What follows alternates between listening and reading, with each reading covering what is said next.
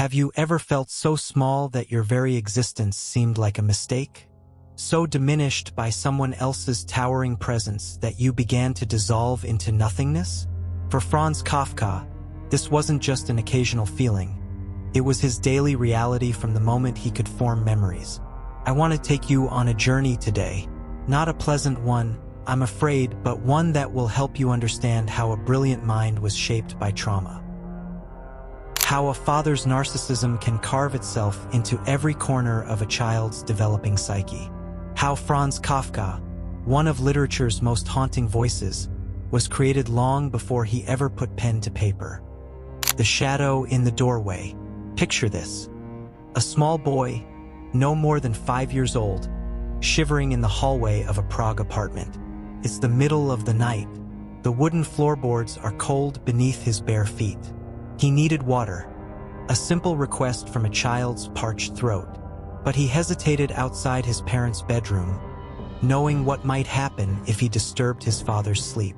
When he finally gathered his courage and knocked softly, the door swung open to reveal Hermann Kafka, a mountain of a man with piercing eyes and a thunderous voice that could flatten an entire room. "What do you want?" the father demanded. The boy stammered his request for water. What happened next became one of young Franz's earliest memories. His father took him by the shoulders, carried him to the balcony, and set him outside, closing the door behind him. "There you go. Now you can be thirsty by yourself." Franz stood there in his nightshirt, locked outside in the night air, learning his first terrible lesson. His needs were inconveniences. His discomfort was meaningless. His fear was amusing to the person who should have protected him most. Does this sound cruel? It was merely an ordinary Tuesday in the Kafka household. The courtroom of childhood. What does it do to a child when every interaction feels like standing trial? When you're perpetually guilty before you've even spoken? Hermann Kafka wasn't just strict. Many fathers of that era were. He was something far more insidious. A narcissist who viewed his son as both a reflection of himself and a profound disappointment.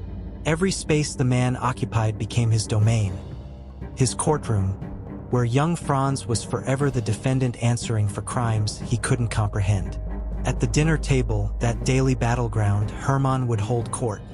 He'd criticize Franz's posture, his manners, his way of chewing food. "Sit up straight," he'd thunder. Then, in the same breath, "Don't be so stiff." Contradictory commands became a maze the boy could never successfully navigate. When Franz spoke too softly, "Speak up like a man." When he responded with confidence, "Don't talk back to me." The rules were constantly shifting. The judgment was always harsh. And the sentence? A lifetime of crippling self-doubt. Think about your own childhood for a moment. Can you remember a time when you felt unfairly criticized? Now multiply that feeling by every day, every meal, every conversation. Imagine never knowing what might trigger the next explosion of rage or the next cutting dismissal. The business of breaking a child. Hermann Kafka owned a successful haberdashery shop in Prague's Old Town. He'd built himself up from humble beginnings, a fact he never let anyone forget, least of all his son. He was a self-made man who expected his male heir to admire his accomplishments, follow in his footsteps, and yet somehow never outshine him. Young Franz was often brought to the shop after school. While other children played in parks or read books at home, he sat in a corner of his father's business, watching the strange theater of commerce. He observed how his father transformed before customers, becoming jovial, charismatic, the picture of a successful businessman. Then he watched that mask drop the moment the customer left. "Did you see how it's done?" Hermann would ask his son. "That's how a man conducts business." But when Franz showed interest in literature instead of commerce, Hermann's disdain was palpable. "Books," he would say, almost spitting the word. "What will books earn you? Will pretty words put food on your table?" The message was clear. Franz's passions were worthless. His natural inclinations were wrong. The very things that gave him joy were evidence of his failure as a son. Have you ever had someone dismiss your deepest interests as trivial? Imagine hearing that message not from a stranger, but from the person whose approval you crave most desperately. The physical presence. Hermann Kafka was physically imposing, tall, broad-shouldered, with a booming voice that could silence a room. In his letter to his father, written years later but never sent, Franz described his father as a giant, while he felt himself to be thin, weakly, slight. This physical disparity became symbolic of their relationship. Hermann filled spaces, not just with his body but with his volatile emotions and unpredictable temper. Franz learned to make himself smaller, quieter, trying to minimize his presence to avoid drawing attention. There were times when Hermann's frustration turned physical. Not frequent beatings that might have been easier to categorize and process. Instead, there were unpredictable moments.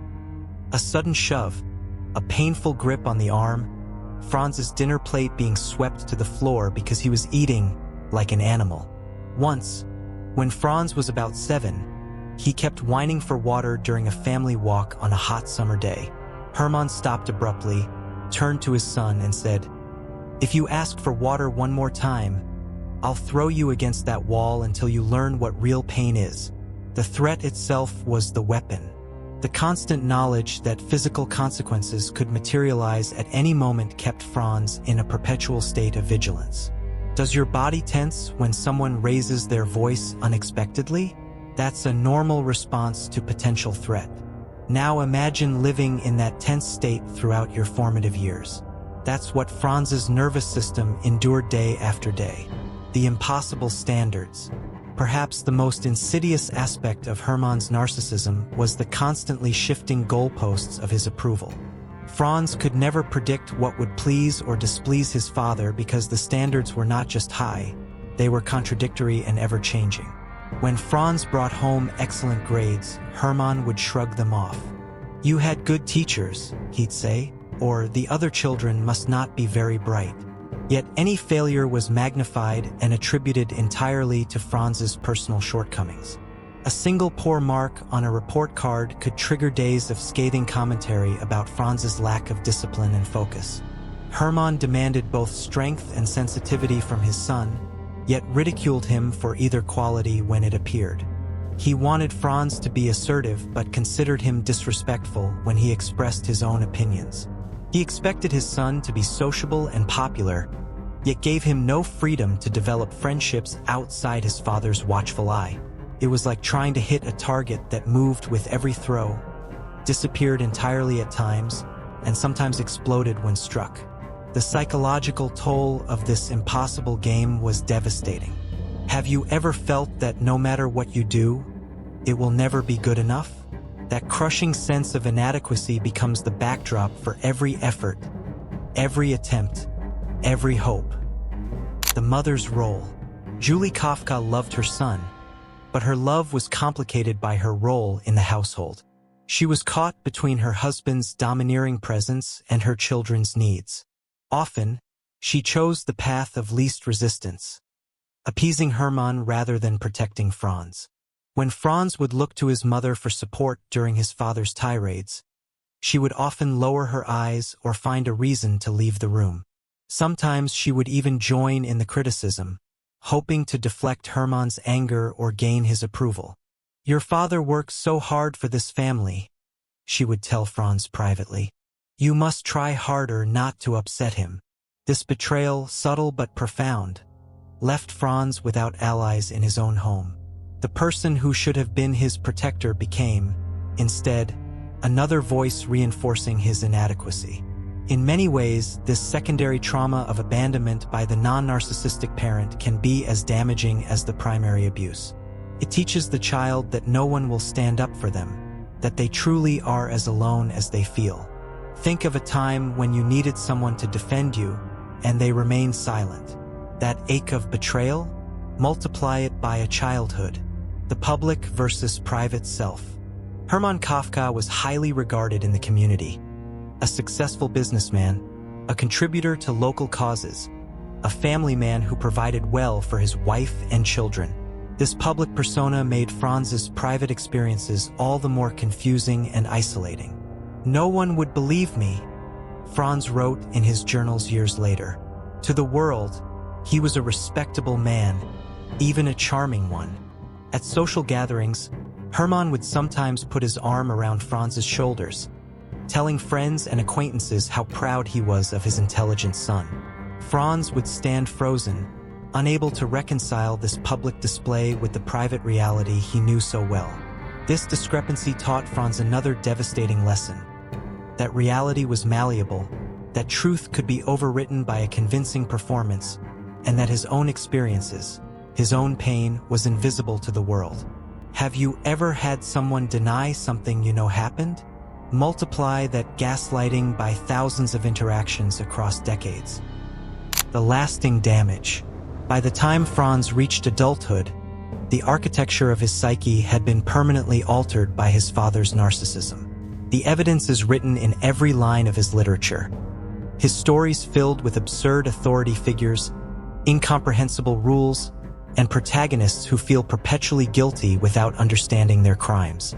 In the Metamorphosis, Gregor Samsa awakes to find himself transformed into a giant insect, a physical manifestation of how Franz often felt in his father's presence.